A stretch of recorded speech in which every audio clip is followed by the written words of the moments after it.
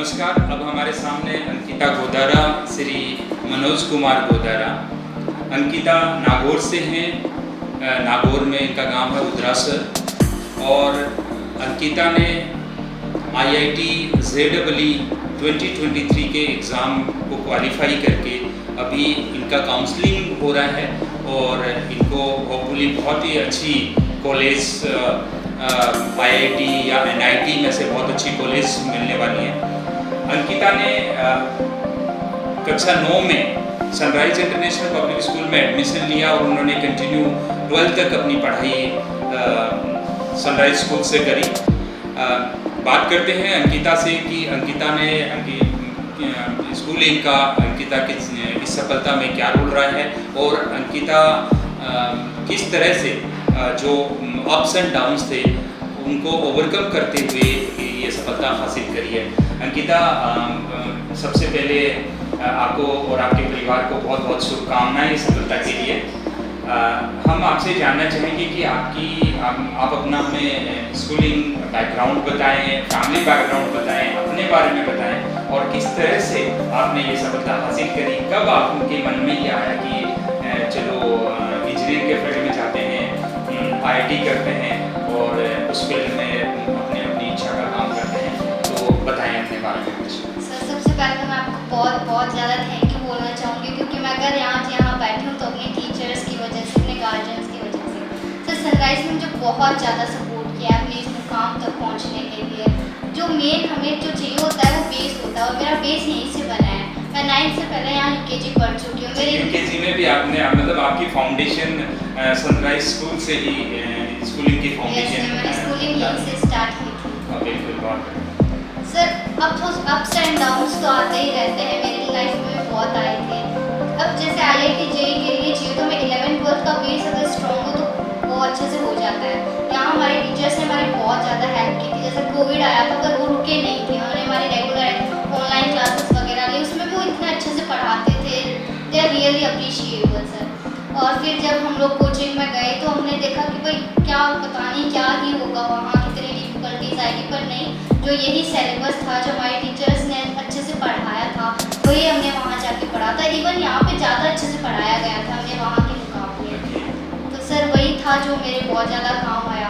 अब जैसे हमें भी थोड़ा कम समय मिला था उस अटैम्प्ट के अंदर, फर्स्ट अटैम्प्ट के अंदर, क्योंकि वो थोड़ा वैसे कोविड की वजह से हो गया था, तो अब उसमें भी हमें काफ़ी कम समय में ज़्यादा कवर करना था। लेकिन हमारे स्कूल ने हमें अच्छे से पढ़ाया था, इसलिए हमें इतना ज़्यादा टाइम नहीं लगा। जो हमें टॉपिक्स यहाँ स्कूल से अच्छे से हुए थे वो हम लोगों ने पहले ही सेट कर दिए थे कि हाँ ये हो जाएगा। फिर जो बाकी के एक्स्ट्रा टॉपिक्स थे वो हमने वहाँ जाके कवर अप किए थे। तो सनराइज ने सही में बहुत अच्छा बेस बनाती है and I really appreciate it.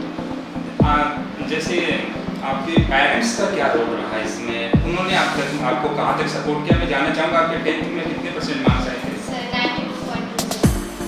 92.20। 12th में 96.60। मतलब आपने 10th में 92 प्लस किया, 96 प्लस किया आपने 12th में। आपके ऊपर मार्क्स का प्रेशर था क्या? नहीं सर, कोई प्रेशर नहीं था। मैं पेरेंट्स की तरफ से मतलब आप एक सर, मैं खुद 8th क्लास तक एक फेवरेट स्टूडेंट थी। मुझे कभी याद नहीं है कि कभी मेरे परसेंट 85 से ऊपर चल रहे थे, मुझे बिल्कुल नहीं याद है। फिर 8th के अंदर जो मैं 8th के अंदर जब दूसरे स्कूल में थी वहाँ हमारे यहाँ पे स्कूल था, तो तब हुआ कि हाँ बोर्ड है अब तो पढ़ना पड़ेगा। तो मैंने उस टाइम पे अपनी पढ़ाई शुरू की थी और मुझे 8th में A+ ग्रेड मिला था।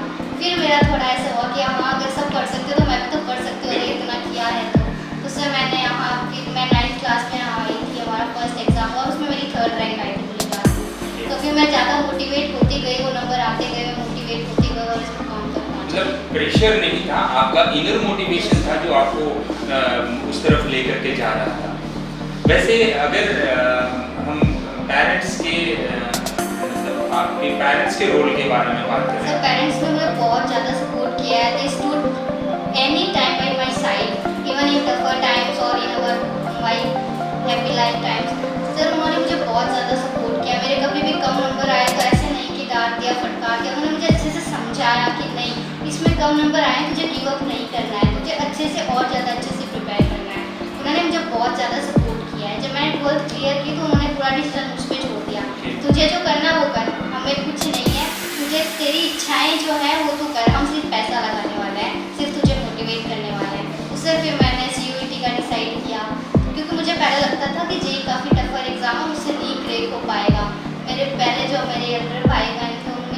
भाई का हुआ था लेकिन मेरी बहन का नहीं हुआ, जिन्हें मैं ज़्यादा प्रिविलेज मानती थी। तो फिर मैं वैसे थोड़ा डिमोटिवेट हो चुकी थी। फिर जब मेरा 12th का रिजल्ट आया तो मेरे को लगा हाँ हो सकता है, अगर CUET तो फिर भी थोड़ा कम है, थोड़ा और कैपेबल हूँ मैं। तो सर फिर मैंने कोचिंग की और इस मुकाम तक पहुँच तो गई। आपके कजिन्स भी आर्मी इंस्टीट्यूट ऑफ टेक्नोलॉजी में पढ़ाई कर रहे हैं, उन्होंने भी यहीं से पढ़ाई करी है यस सर। और उन्होंने IT में एडमिशन उनको मिला है। Yes sir. वो आपके लिए कहीं न कहीं हेल्पफुल रहा है क्या? Yes sir. उन्होंने भी मुझे बार-बार बताया कि तुझे ऐसे पढ़ना है, वैसे पढ़ना है। और सर उससे पहले भी मेरे और रिलेशंस में मेरे मामा जी हैं, तो उन्होंने मुझे सारा ऐसे किया था कि तुझे ऐसे सब कुछ करना है, सब कुछ उन्होंने मैनेज किया था। मैं जब भी पुराने वीडियोस वगैरह देखता हूँ स्कूल के, उसमें एक्टिविटीज़ में आपका बहुत ज़्यादा इन्वॉल्वमेंट रहता था। तो कभी पेरेंट्स ने डांटा नहीं कि मार्क्स कम हो जाएंगे, आप ये एक्टिविटीज़ में नहीं क्यों सर। पार्टिसिपेट करते हो? मेरी मदर खुद टीचर है तो वो समझती है कि ओवरऑल डेवलपमेंट होना ज़रूरी है। इवन वो मुझे ज़्यादा ऐसे मोटिवेट करते थे कि हाँ तुझे इसमें भी लेना है, इसमें भी लेना है। इवन वो मुझे इसलिए डाँट लगाते थे कि तूने उस एक्टिविटी में पार्ट क्यों नहीं लिया, वो भी तो ज़रूरी था। तो आपके मतलब पॉइंट ऑफ व्यू से एकेडमिक्स के साथ साथ में बाकी जो चीज़ें हैं जैसे स्पोर्ट्स है, स्किल डेवलपमेंट की चीज़ें हैं, पर्सनालिटी डेवलपमेंट है, कम्युनिकेशन स्किल्स है, इनका क्या रोल रहता है सफलता के लिए? सिर्फ बहुत ज़्यादा रोल रहता है। मैं थोड़ा स्पोर्ट्स में कम थी, पर पर्सनैलिटी डेवलपमेंट बहुत ज़्यादा आगे काम आता है। जैसे कि अभी मैंने JEE क्लियर किया है, तो मुझे सिर्फ एग्ज़ाम ही, मुझे अभी इंटरव्यूज़ फाइट करने अपने प्लेसमेंट्स के लिए, तो उसमें मेरी पर्सनैलिटी होगी जो वो ज़्यादा मैटर करेगी, ना कि मैंने जो JEE का एग्ज़ाम क्लियर किया है। तो पर्सनैलिटी, कम्युनिकेशन ये सब बहुत इंपॉर्टेंट होता है लाइफ में, और आई थिंक हमारे स्कूल इसे प्रोवाइड करवाती है। बहुत आपका विश्वास है ये, और आप मतलब मैं भी ये व्यक्तिगत तौर पे ये समझता हूँ कि स्कूलिंग के साथ साथ में अगर बाकी चीज़ों पे भी फोकस किया जाए जो जीवन जीने के लिए ज़रूरी हैं, जीवन में सफल होने के लिए ज़रूरी हैं, जो स्किल्स जो चाहिए, क्योंकि एक समय के बाद में हमारी एकेडमिक्स बहुत पीछे छूट जाएगी और एकेडमिक्स केवल हमें एक गेट पास का काम करती है कि ये गेट पास मिल गया, आप इस एग्ज़ाम में सेलेक्ट हो गए, उसके बाद में आप जो वर्किंग फील्ड है उसमें एंटर कर गए, लेकिन उसमें सर्वाइवल के लिए और उसमें प्रोग्रेशन के लिए मुझे लगता है कि बाकी सब स्किल्स की ज़रूरत पड़ती है। तो आप और क्या रिकमेंड करना चाहते हैं कि स्कूल्स में क्या होना चाहिए जो बच्चों को मतलब पढ़ाई को बोझ न समझें, पढ़ाई को एकदम ऐसे एंटरटेनमेंट के तौर पे लें और आगे चल कर के वो छोटी छोटी चीज़ें मतलब उनके लिए जीवन में काम आए? सब बच्चे तो पढ़ाई का बोझ इसलिए समझते हैं क्योंकि उन्हें वो जो लिखे लिखाए नोट्स मिल जाते हैं, उन्हें लगता है कि बस हाँ इन्हें रटना होता है। तो मेरा ये मानना है कि अगर हम चीज़ों को ढंग से समझे तो रटने की कहीं ज़रूरत नहीं पड़ती। जैसे फिजिक्स और केमिस्ट्री है उसमें थोड़ा रटना पड़ता है क्योंकि वो एक्सेप्शन है, पर फिजिक्स जैसे है उसके अंदर अगर कंसेप्ट क्लियर हो ना तो कुछ भी हो सकता है। ज़रूरी नहीं है कि आपके सिलेबस से क्वेश्चन आए, ओवरऑल सिलेबस से कहाँ से भी क्वेश्चन आओ आप कर सकते हो। जैसे कि मैथ्स है तो मेरा मैथ्स में काफ़ी ज़्यादा इंटरेस्ट रह चुका है, जो कि 8th के बाद डेवलप हुआ था। उसमें भी जब हमारे 10th में एक सिस्टम था कि स्टैंडर्ड मैथ्स और बेसिक मैथ्स, उस टाइम पे हमें जो मैथ्स के टीचर पढ़ाते थे, तो उसके अलावा उन्होंने एक टीचर और थे, उन्होंने हमारा जो बनाया था, जो फाउंडेशन के पेपर बनाते थे उन्होंने हमारा पेपर बनाया था। And I was really surprise कि I got 40 out of 80 marks. मैं काफ़ी ज़्यादा ऐसे हो गई थी, मम्मी को भी नहीं बताया कि मम्मी मेरे मैथ्स में जैसे सब्जेक्ट में इतने कम नंबर आए। तो मैंने छोड़ो अभी नहीं बताएंगे, जब सिलेक्शन होगा तब बताएंगे मम्मी को कि हाँ मम्मी उस टाइम पे आए। उस पापा को बताया था कि पापा डांट नहीं लगाते थे। तो फिर मैं मैथ्स में काफ़ी ज़्यादा इंटरेस्ट था, तो मैथ्स के अंदर प्रैक्टिस जितनी ज़्यादा करो उतना ज़्यादा अच्छा होता है। मैथ्स में कंसेप्ट इतने ज़्यादा कंसेप्ट भी नहीं है, सिर्फ उसमें हार्ड जो होता है उसकी सिर्फ प्रॉब्लम सॉल्विंग हार्ड होती है, वो जितनी ज़्यादा प्रैक्टिस करें वो उतना अच्छे से हो सकता है। केमिस्ट्री थोड़ा कंसेप्चुअल भी है, थोड़ा ऐसे रटने टाइप भी है, पर अगर उसमें भी कुछ चैप्टर्स हैं जो थोड़े लॉजिकली है, जिन्हें अगर अच्छे से समझे ना बहुत इंटरेस्ट आता है। जैसे कि वो मेटालॉजी जैसा चैप्टर है, उसे बच्चे थोड़ा इग्नोर मारते हैं, तो मुझे वो चैप्टर सबसे अच्छा लगता था क्योंकि उसमें थोड़े ऐसे लॉजिक्स थे, उसमें पढ़ने में थोड़ा इंटरेस्ट आता था। तो अगर बच्चे इंटरेस्ट लेके पढ़े तो क्या कुछ नहीं हो सकता। आप जिस बैच के हैं, 12th का बैच जो है वो एकदम कोविड जब पीक में था उस समय आपका बैच था, और ऐसा समझा जाता है कि उस बैच के जो बच्चे हैं उन बच्चों को अपॉर्चुनिटी स्कूलिंग की कम मिली और इसलिए उनकी जो सफलता का परसेंटेज है वो कम रह रहा है। और जबकि आप तो 3-4 बच्चे एक ही बैच के, आपने बहुत अच्छा किया है। तो ऐसी क्या बात रही कि आपको उसका कोई कोविड का बिल्कुल असर नहीं हुआ आपकी पढ़ाई पे? सर हमारी रेगुलर ऑनलाइन क्लासेस लगती थी, हमें जो होमवर्क मिलता था वो हम टाइम टू टाइम करते थे। कुछ बच्चे तो कोरोना के टाइम पे घर पे थे, उन्होंने ऐसे कि भाई हाँ घर पे कौन ही चेक करने आएगा, तो उस हिसाब से उन्होंने अपने हिसाब से अपने फ्यूचर को बिगाड़ा था। हम लोगों ने जो हमारे टीचर्स ने होमवर्क दिया उसे टाइम पे किया, जो हमारे डाउट्स आए में हमारे टीचर को कॉल कर करके इतना परेशान किया था। जो रेगुलर क्लासेस लगती थी उन्हें अच्छे से ध्यान से पढ़ा था, इसलिए हम लोग आज एक कोविड के दौरान आपका एक एग्जाम हुआ था घर पे रहते हुए, did you appear for that exam? क्या था उस एग्जाम में कि घर पे भी एग्जाम हो रहा है, ऐसा कुछ कॉन्सेप्ट पहले सुना था क्या कि घर पे भी एग्जाम हो सकते हैं? पहले नहीं सुना था, पर कोरोना था, हमारे टीचर्स चाहते कि हम एग्जाम के लिए भी अपेयर हो, पर स्कूल भी नहीं आ सकते, तो उन्होंने हमें घर पे पेपर्स प्रोवाइड करवाए। तो हमने हमारी ईमानदारी से उन पेपर्स को खुद दिया था सर। आप मतलब ऐसा कोई मुझे इंसिडेंट बताएं जिसमें आपको लगता है कि नहीं यार पढ़ाई अच्छी नहीं है, छोड़ देनी चाहिए, ऐसा कहीं कोई फेज आया आपके?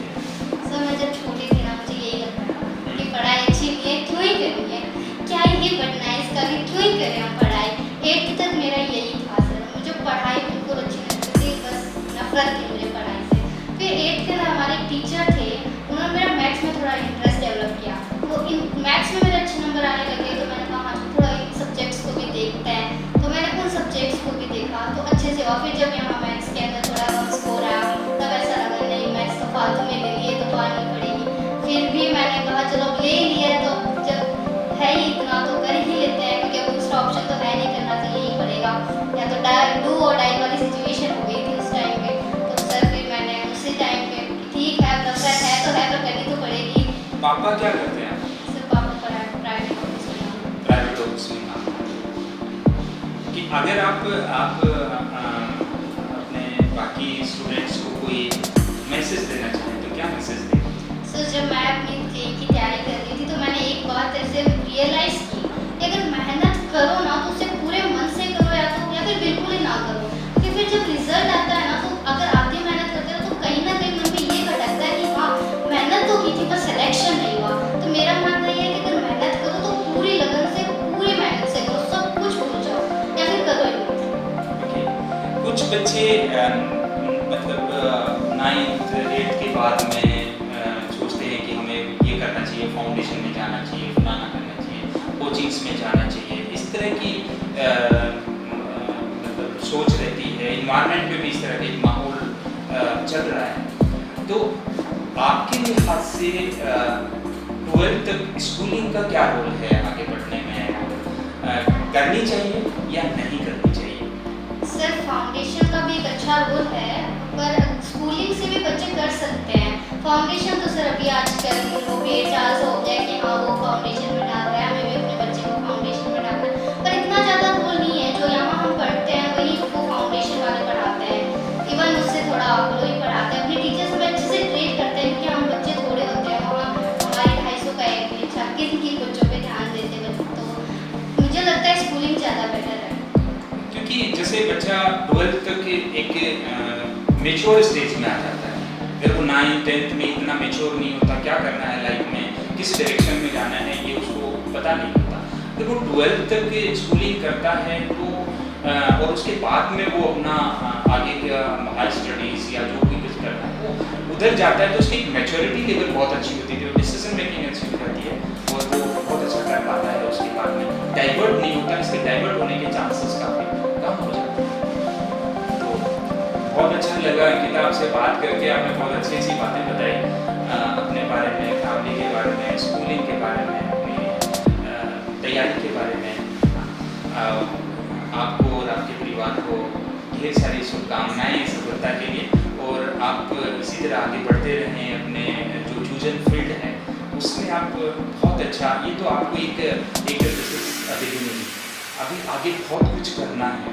तो इसके लिए आपको क्योंकि बहुत सारे चैलेंजेस भी आएंगे, अभी तक चैलेंजेस में आपका साथ देने के लिए आपके पेरेंट्स, आपके टीचर्स, सब लोग साथ खड़े थे। अभी आपको उन चैलेंजेस को, क्योंकि अभी आप उस काबिल हो गए हैं कि उन चैलेंजेस को आप फेस कर सकते हैं, तो आप उन चैलेंजेस के लिए तैयार हैं और अपने आप को प्रिपेयर करते रहें, आगे बढ़ते रहें, पीछे नहीं मुड़ना है कभी। सर मोटिवेशन लाइफ में सर बहुत ज़्यादा ज़रूरी है। मैं सभी स्टूडेंट्स को ये रिकमेंड करती हूँ कि अपनी टीचर से ज़्यादा कनेक्ट करें। तो मुझे पता है जब मैं जेईई की तैयारी कर रही थी, मेरे इतने अप्स एंड डाउन्स हुए थे, जैसे सर ने बताया था मैं कितनी ज़्यादा नेगेटिव हो गई थी, पर चावन सर ने सर मुझे बहुत अच्छे से संभाला था। मैं जब भी कम नंबर आए, जब भी रोने का मन होता था, मैं सीधा सर को कॉल करती थी, सर नंबर नहीं आ रहे, मैं तो घर आ रही हूँ। सर फिर मुझे समझाते थे कि नहीं बेटा, अब तो डू और डाई वाली सिचुएशन तेरे पास दोबारा से है, तुझे करना ही है, तुझे वापस नहीं आना। तो उन्होंने मुझे बहुत ज़्यादा मोटिवेट किया था and I really appreciate it from my bottom of the heart sir. उनका मेरी सक्सेस में बहुत ज़्यादा रोल है।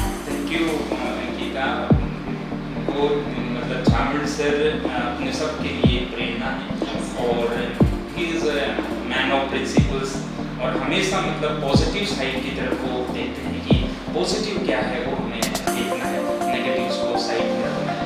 तो ये तो बहुत अच्छी बात है कि आप अपने टीचर्स के हमेशा संपर्क में रहें, और आगे भी जब आप जीवन में रहें तो ज़रूर टीचर्स से, स्कूल से एक वास्ता रखें, उनसे बात करें।